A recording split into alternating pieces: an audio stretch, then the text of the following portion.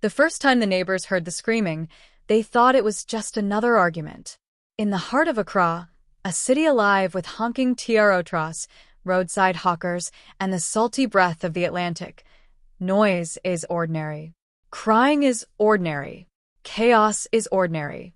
But what was happening behind the faded blue gate on Boy Street was anything but ordinary. 8-year-old Abena used to race her friends barefoot through the dusty compound behind their apartment block. She laughed loudly, teeth flashing, braids bouncing. Then one term at school, she stopped laughing. Her teacher at St. Mary's Basic School noticed it first. Abena began flinching when adults moved too quickly. She started falling asleep in class. When asked to read aloud, she would stare blankly at the page, as if the letters were swimming away from her. One Monday morning, she arrived with a swollen lip. "What happened?" her teacher asked gently. "I fell," Abena whispered. It was the first of many falls. Abena lived with her mother, Efua, and her mother's boyfriend, Kofi Mensah, a 34-year-old taxi driver who was well-liked in the neighborhood. He was the kind of man who greeted elders respectfully and bought sachet water for street kids when business was good. But inside the house, he ruled with fists and fear. It started with shouting, then slaps, then belts. According to court records later filed at the Accra Circuit Court, the abuse escalated over 2 years. Kofi would lock Abena in the bathroom for hours as punishment for disrespect. He withheld food. He beat her with electrical cables. He threatened her mother into silence. Efua, trapped financially and emotionally dependent, convinced herself it wasn't that bad. She told neighbors Abena was stubborn. She told teachers her daughter bruised easily. She told herself she would leave soon. Soon never came. It was a humid Thursday in July. The power had gone out across the neighborhood. Darkness pressed against the windows. Around 10:40 p.m., a scream tore through the compound. High, piercing, different from the usual noise. A scream that did not stop. A neighbor, Alma, hesitated only a moment before dialing the Ghana police service.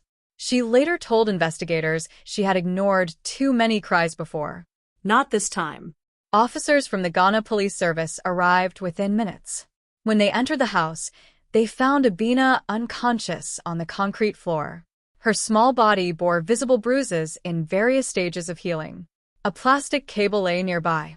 Kofi claimed she had collapsed. But the officers had seen enough domestic scenes to recognize what they were looking at. Abena was rushed to Korlebu Teaching Hospital. She survived. Barely. Medical reports documented fractured ribs, old and new, deep tissue injuries, signs of prolonged malnutrition, psychological trauma consistent with chronic abuse. Doctors later testified that without intervention that night, Abena might not have lived until morning. The case was handed over to the Domestic Violence and Victim Support Unit, DOVSU, a specialized unit within the police service that handles abuse cases across Ghana. When investigators interviewed Abena days later, she spoke in a near whisper. She described nights of being forced to kneel on bottle caps, days without food, threats that if she told anyone, her mother would disappear. Her voice, recorded for evidence, was steady, but empty.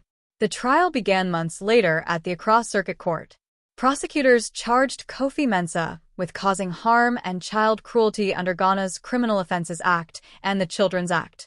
Efua was charged with neglect. The courtroom was packed. Neighbors who once waved to Kofi now avoided eye contact.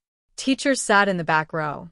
Alma, the neighbor who made the call, kept her hands folded tightly in her lap.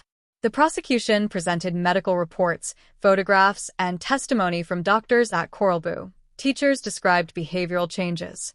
Police officers recounted the scene inside the house. The defense argued stress, unemployment, discipline gone too far.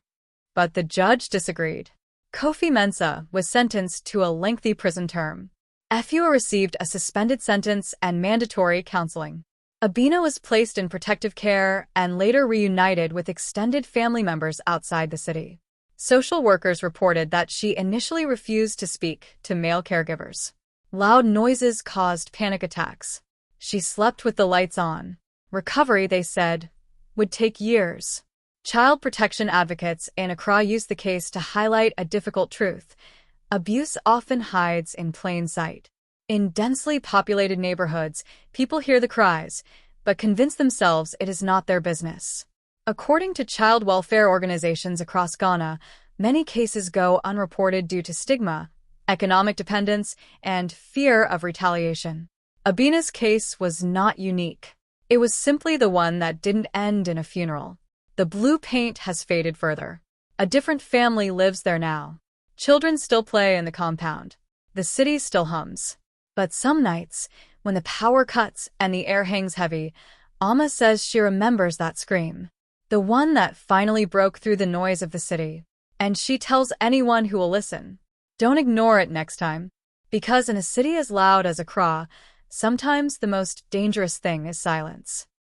If this story moved you, don't forget to like the video and subscribe for more powerful true crime stories. What would you have done if you heard those cries? Would you have stepped in or stayed silent? Drop your thoughts in the comments below. Your voice matters.